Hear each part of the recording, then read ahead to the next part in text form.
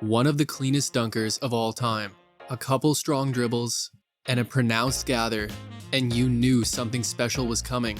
He just kept climbing the stairs. And this is worth the price of admission. And that was just in-game. The dunk contest was a whole other story. Backwards instead of forwards. There you go. Oh, backwards instead of forwards. Yet while Jason Richardson has one of the greatest highlight reels ever, his game was more than just dunks. Coming out of Michigan State early, J. Rich joined the Warriors during some of their darkest days. And as the roster changed around him, he remained the constant, always improving in Golden State. He's special, and he's a hard worker. He was determined to whatever it was that they said he couldn't do, he got better at it. Becoming their go-to guy and being rewarded with their We Believe playoff run in 2007. But right after that, he was gone, spending the second half of his career bouncing around teams as a reliable scoring presence and great three-point shooter. But Jason Richardson will always be a Warrior first and foremost, and has a case for best dunk contest performer by a player wearing number 23. Let's jog your memory. Growing up in Saginaw, Michigan, Jason Richardson would become one of the state's best players at Arthur Hill as he transferred to the school during his sophomore year. And while some columnists weren't big fans of high school players prioritizing their dunking over other skills, no one had any problems with J. Rich dunking the ball. And even as a junior, Richardson was creating buzz as one of Michigan's top players with a legitimate chance to become Mr. Basketball as a senior. But regardless of what happened, he would be staying home for college, committing to Michigan State prior to the season. Then he spent the season building his Mr. Basketball resume. And while his performance would lead to some other recognition, with Richardson also being named McDonald's All-American, it still led to the coveted award, as Richardson was named Michigan's Mr. Basketball and was on his way to a program that was ready to win now. So Richardson had already seen himself drawing the most flattering yet unforgiving comparison during his senior year, and some even believed that he had the talent to make the jump straight to the pros out of high school, and at the very least be a freshman starter for MSU. Yet neither of those things would happen. But coming off their first Final Four appearance since Magic Johnson was a Spartan, head coach Tom Izzo had no reason to shake up an established lineup, led by their star senior duo of guard Mateen Cleaves and forward Morris Peterson. And while Cleaves would miss time at the beginning of the year, Richardson remained a bench player for the most part, but he accepted his role, and the Spartans were a defensive force, with Richardson giving them an offensive punch off the bench, with his high percentage scoring and work on the glass. And while MSU was one of the nation's premier teams, they hadn't established themselves as clear-cut favorites, with a 23-7 regular season record. But they caught fire beginning in the conference tourney, first knocking off Iowa, then taking out Wisconsin, before easily defeating Illinois to secure the Big Ten Conference trophy and an automatic bid to the tournament. First up was Valparaiso, who the Spartans would defeat, with Richardson pulling down a game-high 10 boards, before foul trouble would limit him to just 13 minutes in a second-round win over Utah. Then it was all starters in a Sweet 16 win over Syracuse, and an Elite 8 win over Iowa State, as MSU had returned to the Final Four, and once again relied on their starters and their defense to defeat Wisconsin and punch their ticket to a national title game appearance versus Florida. Richardson would give the team great minutes off the bench in this game, chipping in 9 points, and with MSU jumping out to a big halftime lead, that was all they needed, as they would protect it the rest of the way and capture the second national championship in program history, with Richardson's year seeing him average about 5 points, 4 rebounds, and half an assist per game. So with their duo graduated, it was time for Richardson to step up, and he obviously had the talent, as he was even looked at as MSU's most talented player last year, only held back by injury and his inexperience. But now he had a year under his belt and would form a trio with seniors Charlie Bell and Andre Hudson.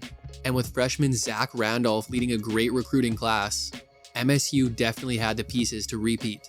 And they looked even better than last year, riding their trademark defense and rebounding to a 12-0 start and eventual #1 national ranking, which included a win over Florida in a rematch of last year's national championship, as the Spartans were being led by their new leading scorer in Richardson, who would also lead them in both steals and blocks.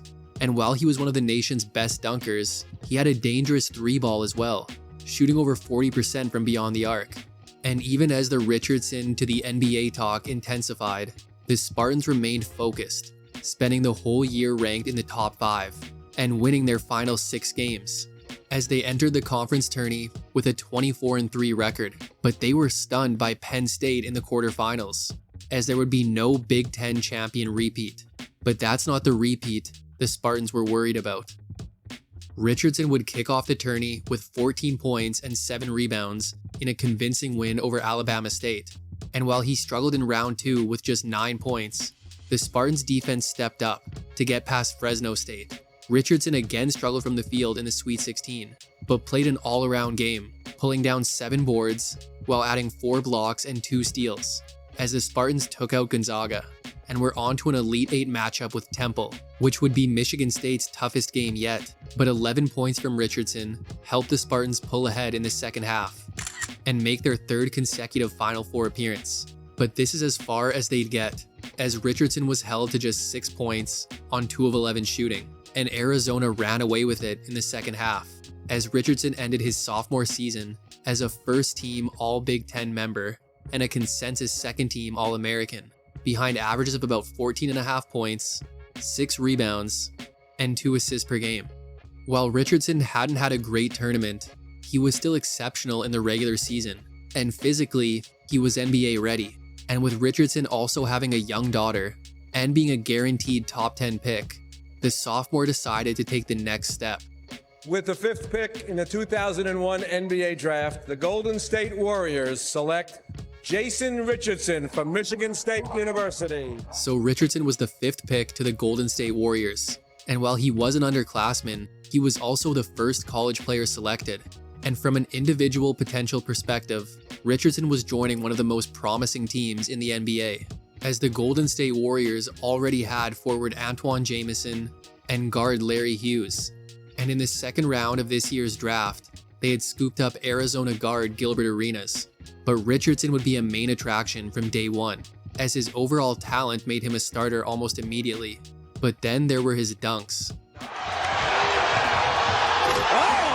Bring that one, and he will slam. Richardson, the deflection. How about a little something? And with Richardson turning in dunk contest-worthy dunks in a lot of games, it only made sense to see what the rookie could do in the actual contest. That's what he said. Come on, there it is. That's the bounce. Vince Carter's performance 2 years earlier was still fresh in fans' minds, so the bar was set high. But Richardson did a pretty good job reaching that bar, both literally and figuratively, as the 2-foot jumper showed finesse, power, and fluidity from his very first attempt, back when the dunk contest had one of its more creative formats. Who was your guys that you was like, yeah, I want to be like that? That's why I want to hoop. Dominique Wilkins, man. Dominique That windmill was it? That Your windmill was windmill crazy. just like that. Like, It was crazy. And in the end, fans would get to see another number 23 take home the slam dunk crown. And with Richardson also taking home MVP of the rookie-sophomore game, it had been a great weekend. But he had to return to a 14-32 Warriors team, a team who would give Richardson a lot more responsibility post-All-Star break, as he was averaging more than 18 points over his final 34 games, even dropping 40 on the Kings in the second last game of the year.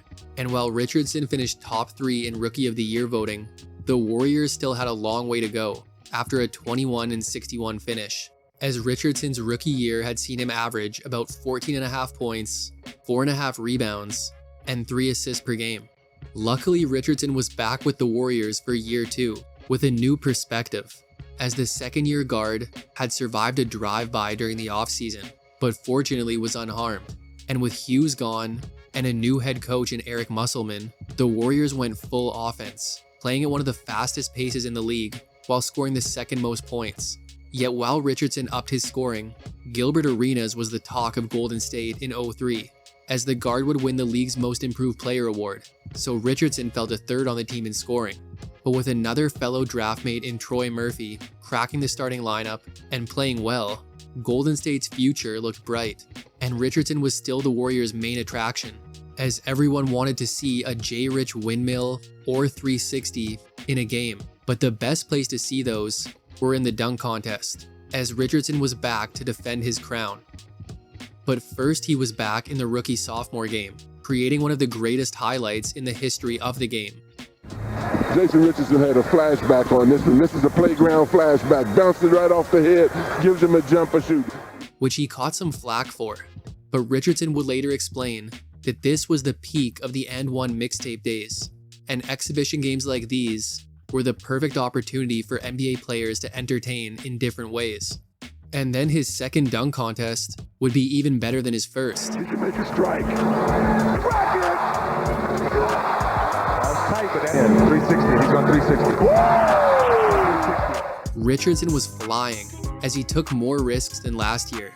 And when it came time to ice the contest, he did something that had never been seen before.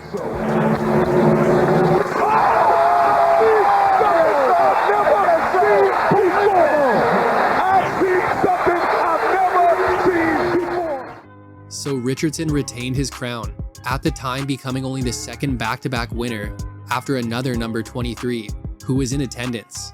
And he would return to a Golden State Warriors team sitting at a respectable 21-27. And while the Warriors wouldn't get worse, they also wouldn't get better, finishing with a 38-44 record and again missing the playoffs, as Richardson ended year 2 with averages of about 15.5 points, 4.5 rebounds, and 3 assists per game. But the Golden State locker room would look a lot different going into the following season. So the offseason had seen Jamison get sent to the Dallas Mavericks, with Arenas taking a big money deal with the Wizards. So J. Rich had a much heavier load to carry in year 3, and it was a bit of a make or break year for the guard. While he had been improving, the Warriors had taken a swingman in the first round in Michael Pietrus, partially because Richardson hadn't been an effective defender the same way he was an effective scorer, and also because the Warriors organization reportedly had some concerns about his off-the-court life, with the drive-by last year and a criminal charge this offseason. But a mature Richardson would show the Warriors this year that they had nothing to worry about. A retooled roster with some solid veterans led to a much improved defense from Golden State, and while they weren't the same high-powered offense, they got their points and had Richardson leading the way, as his scoring took a huge jump on his most efficient shooting season to date, and at the same time, he would turn in the best rebounding season of his career, recording 11 double-doubles on the year, and leading the Warriors to a 23-28 record going into the All-Star break. Richardson was trying to become the first three-peat dunk contest winner, and he was still pulling out dunks that had never been seen before. He's got the flu. He's sick. And while his chances looked good, he couldn't convert on what would have likely been a showstopper, as he would come up short, losing to Indiana's Fred Jones. Yet when he returned to a Warriors team with playoff aspirations, they lost Nick Van Exel for the rest of the season, shortly after the break, and overall had an injury-filled year that only got worse as the season went on. So Richardson didn't have enough around him for a playoff push, as the Warriors would manage just 14 more wins post-break to finish at 37-45, as Richardson ended the year averaging about 18.5 points, 6.5 rebounds, and 3 assists per game. Richardson started the season with a new 6-year deal, and Murphy was healthier in 05, with a third-year Mike Dunleavy taking a step forward as well. And the Warriors had another new coach, in Mike Montgomery, who had the team taking a lot of three-pointers, as Richardson would shoot more threes than he ever had, but nearly 34% of them were falling, as this season would see him put up over 20 points a game for the first time in his career, as Richardson had emerged as the Warriors' closer, and a player that some people believed deserved an all-star selection. However, while the Warriors were pushing the pace and taking a lot of shots, they were near the bottom of the league in field goal percentage, so they weren't scoring enough to make up for their bad defense, and in turn were losing a lot. And with the team in need of a true starting point guard, they pulled off a big-time deal at the deadline. So while he hadn't been healthy this season, the Warriors took a chance and brought in former All-Star Baron Davis. And now they had their point guard, a guy who could barrel through the defense and score. And while Richardson showed improvement this year, His shot creation was still limited, as he wasn't the best ball handler, but now he had an exceptional passer in Davis, who could find him on cuts and in transition, as the new Warriors backcourt would generate some excitement and some success, with the team going 18-10 after the trade. The only problem was that they were 16-38 when they made the trade, so a 34-48 record wasn't enough for a playoff appearance, as Richardson ended his year with averages of about 21.5 points, 6 rebounds, and 4 assists per game. The excitement around the Richardson-Davis duo in the 06 season was stifled by injuries to Davis, which saw him miss 28 games in 06. But Richardson was again mostly healthy and upped his scoring to a career-high 23.2 mark, as he had now shown improved scoring numbers in every season since entering the league. But this was also due to the team being without Davis. And while they were playing the same playstyle as last year, it just didn't have the same effectiveness, with a 31-year-old Derek Fisher having to run the point more often than expected. But Richardson would still put together some of the best games of his career this season, pulling down a career-best 14 boards on 2 separate occasions, and cracking 40 points 3 times, all in the same month, which included a career-high 44 points versus the eventual NBA champion Miami Heat. However, the Warriors wouldn't be getting a chance to compete for a title after another 34-48 finish, as the playoffs continued to elude Richardson. Yet he had finished the season with averages of about 23 points, 6 rebounds, and 3 assists per game. But the Warriors brought back a familiar face over the offseason, and it was time for some Nelly ball. So with the hiring of Don Nelson, the Warriors were all offense all the time. And while Davis still missed time, he was healthier than last year. And now the scoring was coming from more than just Davis and Richardson, as a second-year Monta Ellis would even win Most Improved Player. And while Richardson saw his scoring drop for the first time in his career, he was playing his role as best he could, and doing more spot-up shooting. But there was another reason for the drop. Richardson had been dealing with knee issues for years, and would undergo surgery during the offseason to address this. But it didn't stop him from missing 2 weeks in early December with knee soreness. Then when it seemed like he was good to go, a broken hand in late December kept him sidelined until mid-February. And during that time, the Warriors had traded for Steven Jackson and Al Harrington. And while that took some points away from Richardson, these were 2 more guys that were built for Nelly ball. And with the Warriors playing above 500 post-trade, Richardson wasn't going to complain if it meant he'd finally get a taste of the playoffs. And with a 42-40 record, the Warriors would grab the West's final playoff spot. But with a 67-win Mavs team waiting for them, how long would the Warriors' postseason last? After the team split the first 2 games, with Richardson rebounding well and giving defensive effort in the absence of his scoring, he and the Warriors really got to their game at Oracle. And in their 2 games back home, Richardson dropped 30 and 22, and the Warriors were up 3-1. Then while Richardson put up 23 in Game 5, the Mavs extended the series. But in Game 6, the upset was completed, as Golden State completely ran away with it to advance to a second-round matchup with Utah. The frustration that comes from years of losing was present in Richardson's game all postseason, as he began the Utah series with a double-double, and overall was averaging over 24 points after 3 games, as 5 3-pointers from Richardson had gotten the Warriors their first win in Game 3. But after this, it was all Utah, and with Richardson going ice cold from beyond the arc, the We Believe run ended at the hands of the Jazz in Game 5, as Richardson's season ended with him averaging about 16 points, 5 rebounds, and 3.5 assists per game. And while everyone was ready for the Warriors to run it back, the man that had been there through it all wouldn't be there any longer. So the longest tenured Warrior was dealt for size and versatility in the form of Brandon Wright, as his now former Warriors teammates were surprised after everything he had done for the team. And while rumors had come out late last season that Richardson may have wanted out anyway, at this time, Richardson was upset by the trade from the only NBA home that he knew. But the past was the past, and Richardson joined the Bobcats, with Charlotte owner Michael Jordan feeling like Richardson could be the missing piece. But for now, he was back on a struggling franchise, but was set to form a wing duo with Gerald Wallace. The Bobcats didn't have the offense that the Warriors did, so Richardson became their go-to guy in 08, leading the team in scoring on one of the highest shooting percentages of his career.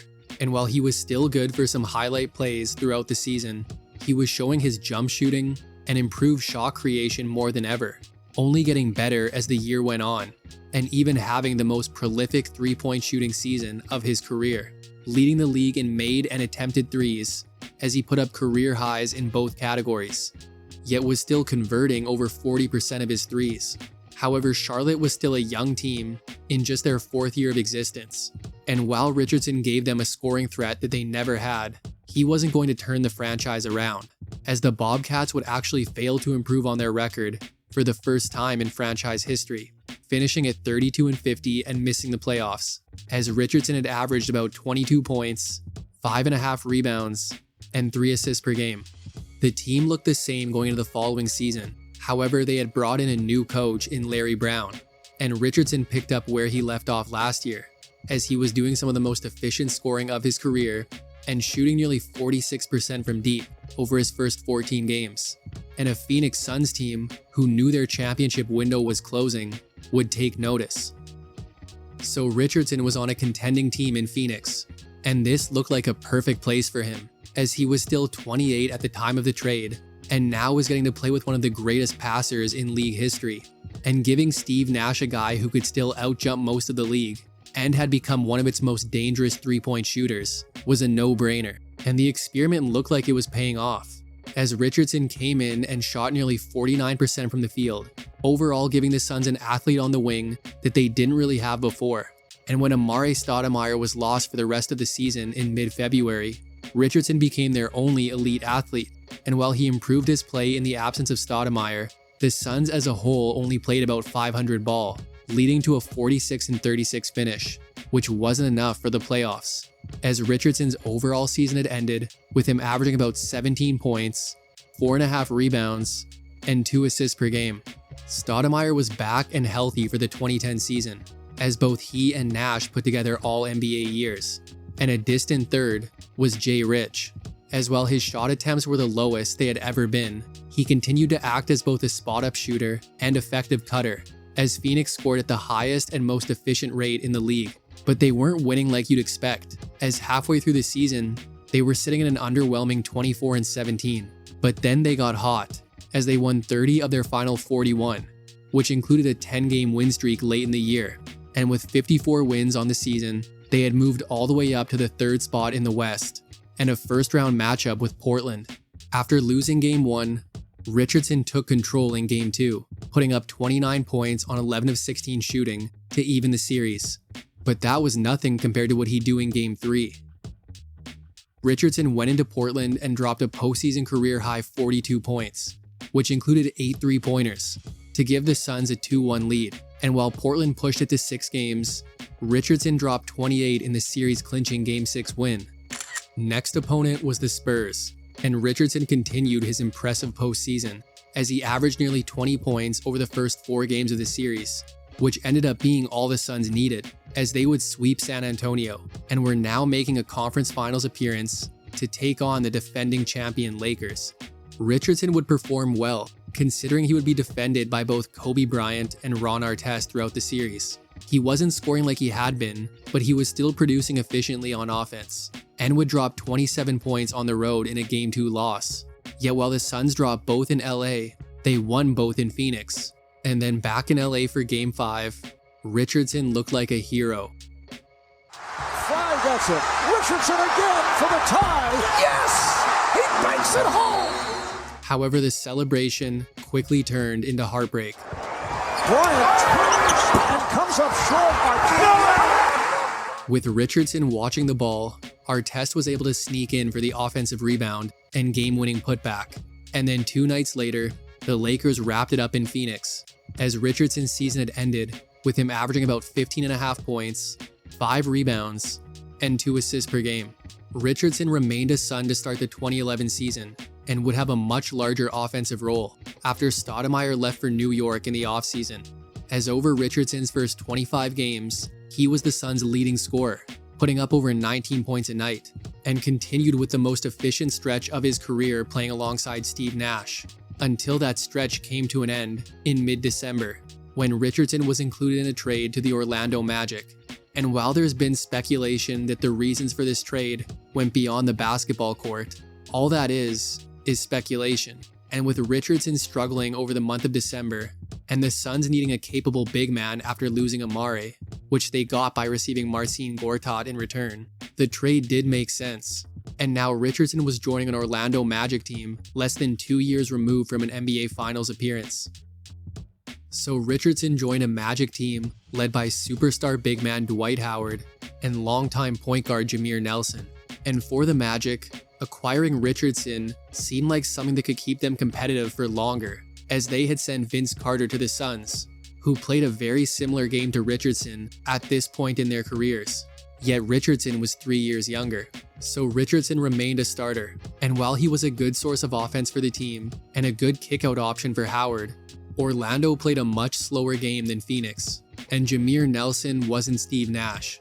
So Richardson saw both his scoring and overall efficiency take big hits. But his three-point shooting remained one of his biggest strengths, and after a 16-10 start to the year, Orlando would manage 36 more wins after the trade, to finish at 52-30 and get a first-round matchup with Atlanta. Richardson wasn't playing great over the team's first 3 games, and while Game 3 was his best up to that point, he would also get into a scuffle with Zaza Pachulia, which led to a Game 4 suspension, and with Orlando losing Game 4, they were now down 3-1. But Richardson's return game was his best, as he put up 17 points in an easy Magic win. Then even though he struggled in Game 6, he had a chance to send the game to overtime. But after Josh Smith blocked his shot, Orlando's season was over, as Richardson had averaged about 15.5 points, 4 rebounds, and 2 assists per game. After the lockout was over, Richardson re-signed with Orlando going into the 2012 season, and while he was on the court for the majority of the year, he would have the worst season of his career up to that point, as his scoring and field goal percentage were the lowest of his career, and the 12 games he did miss were often due to knee issues, as 11 years of professional basketball were really starting to take a toll on him. But he was still a starter and an important member of a Magic team who finished at 37-29 and got a first-round matchup with Indiana. And while Richardson had a couple good games, he couldn't buy a bucket in any of the other games. And after the Magic took a 1-0 lead, they dropped 4 straight to end their year, with Richardson's season seeing him average about 11.5 points, 3.5 rebounds, and 2 assists per game. But big changes were coming in Orlando, and Richardson would be on the move again. So as part of the trade that sent Dwight Howard to LA, Richardson would end up on the Sixers. But this was the beginning of the end for his career. He was relatively healthy over the first half of the season as a starter on the team, but as his numbers continued to fall and his knees continued to get worse, he would opt for surgery, playing his last game of the season in mid-January, with his 33 games with the team, seeing him average about 10.5 points, 4 rebounds, and 1.5 assists per game. But when the following season started, Richardson was still on the mend, and eventually it was announced that he would have to sit out the entire season, as he wouldn't make his return to the court until February 20th, 2015, over 2 years since his last NBA game, playing sporadically for the Sixers over the team's final 30 games, with a throwback performance coming against the Thunder when he went for 29. But overall, Richardson's body couldn't take the grind of the NBA, as he appeared in 19 games for a Sixers team who went 18-64, with Richardson averaging about 9 points, 3.5 rebounds, and 2 assists per game. Richardson would sign with the Hawks going into the following season, but more knee issues forced his retirement just weeks later, as his long-term health was more important than a bit more time in the NBA. But luckily for him, like many other retired players now do, he was able to return to the basketball court when Ice Cube founded Big 3, with Richardson spending years in that league and showing that he could still get up from time to time. Jason Richardson is one of the most exciting players to ever touch a basketball, yet this also tends to overshadow his overall body of work.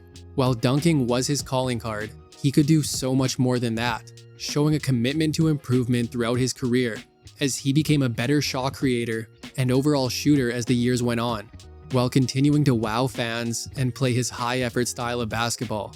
He was a guy who left it all out on the court and saw things through, made most evident by his years in Golden State, when wins were hard to come by. so he was the most deserving member of that We Believe run and was a valued player for his entire career. It's too bad his knees gave out, but he got plenty of jumping out of them and a career that anyone would be proud of. And most importantly, he fought back to leave the game more on his own terms, as objectively one of the greatest dunkers of all time. But that's it for today's episode on Jason Richardson. Hope you enjoyed it, and make sure to subscribe for more videos like this one. If you liked it, check out this one on his Golden State teammate, or this one on another dunk contest winner. Thanks for watching, and see you next time.